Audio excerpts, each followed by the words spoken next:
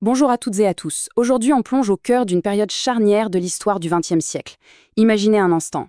On sort à peine de la Première Guerre mondiale. Aux États-Unis, c'est l'euphorie, les années folles, une décennie qui semble être une fête sans fin. Sauf que les fondations de cette fête sont fragiles, très fragiles.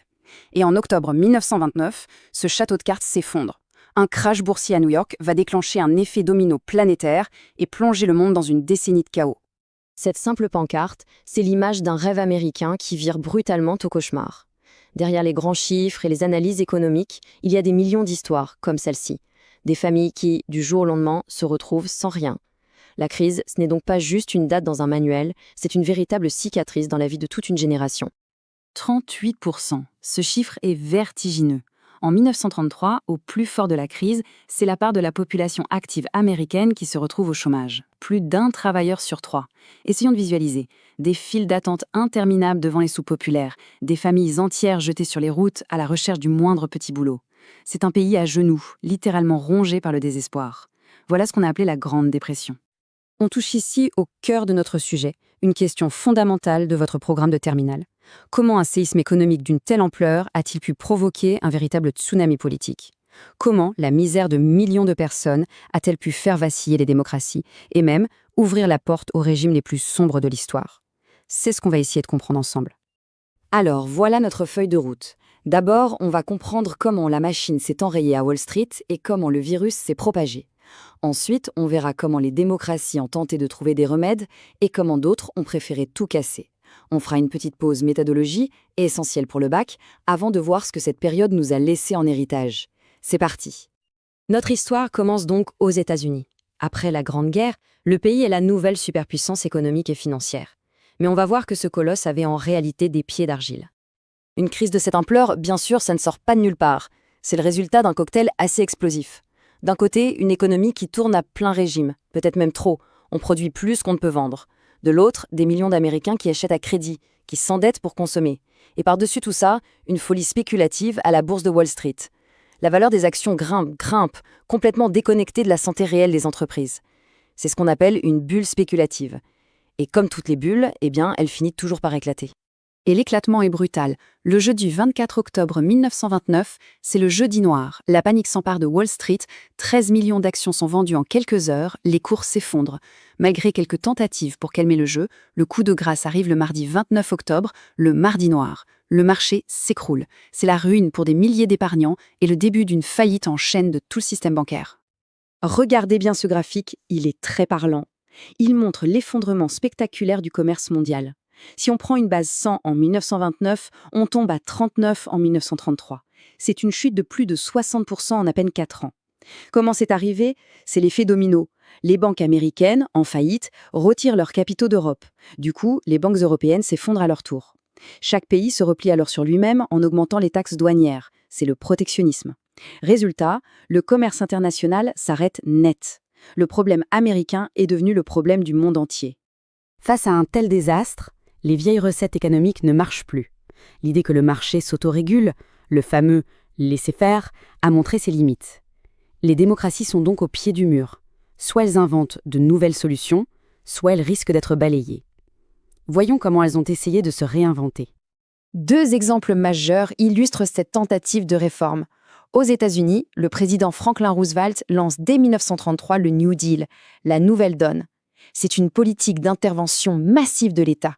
Grands travaux pour créer des emplois, aide aux agriculteurs, régulation stricte des banques. En France, un peu plus tard, en 1936, le gouvernement du Front populaire de Léon Blum met lui l'accent sur le social. Ce sont les fameux accords Matignon, avec la semaine de 40 heures et les premiers congés payés. Dans les deux cas, on voit bien que l'État change de rôle. Il devient un acteur central de l'économie et de la société. Et puis il y a une troisième voie, un peu différente, celle de la Suède.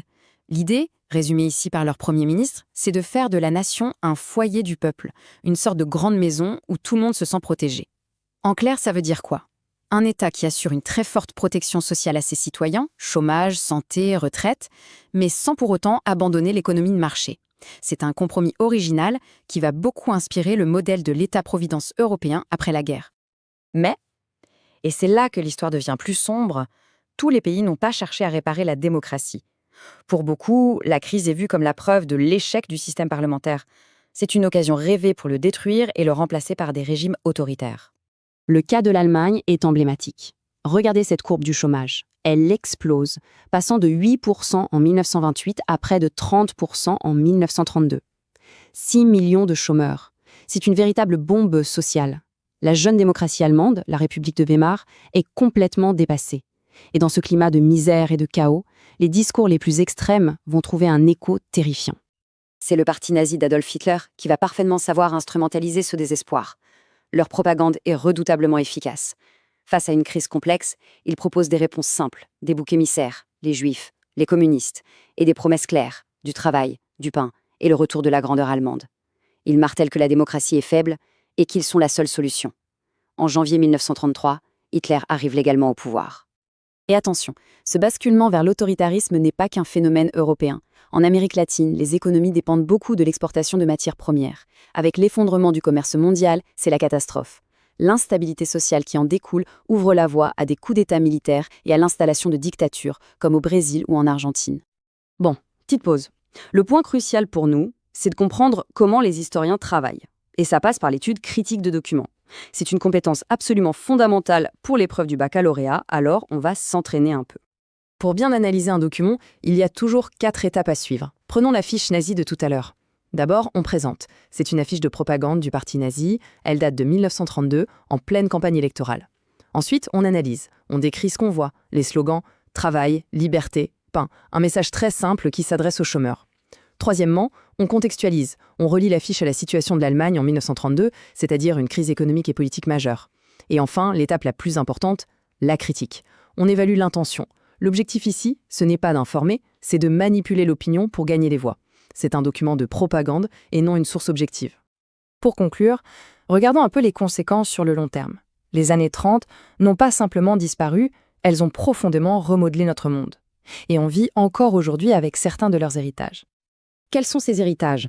Premièrement, la fin du libéralisme à l'ancienne et la naissance de l'État-providence, un État qui intervient dans l'économie et la protection sociale. Deuxièmement, une méfiance durable envers les démocraties, jugées parfois incapables de gérer les grandes crises. Troisièmement, bien sûr, la montée des totalitarismes, qui est une des causes directes de la Seconde Guerre mondiale. Et enfin, une volonté de mieux réguler la finance pour essayer d'éviter qu'un tel désastre ne se reproduise. Pour répondre à notre problématique de départ, on peut dire que la crise de 1929 a agi comme un puissant accélérateur de l'histoire. Elle a forcé chaque nation à faire un choix fondamental, soit réinventer la démocratie pour lui donner un rôle social et économique, comme l'ont tenté les États-Unis ou la France, soit la rejeter complètement au profit de solutions autoritaires. Et on peut terminer avec une question ouverte. Aujourd'hui, face aux crises que nous connaissons, qu'elles soient économiques, sanitaires ou environnementales, quelles leçons peut-on tirer des années 30 ? L'histoire ne se répète jamais à l'identique, mais elle nous donne des clés de lecture précieuses pour penser le monde actuel. Merci beaucoup pour votre attention.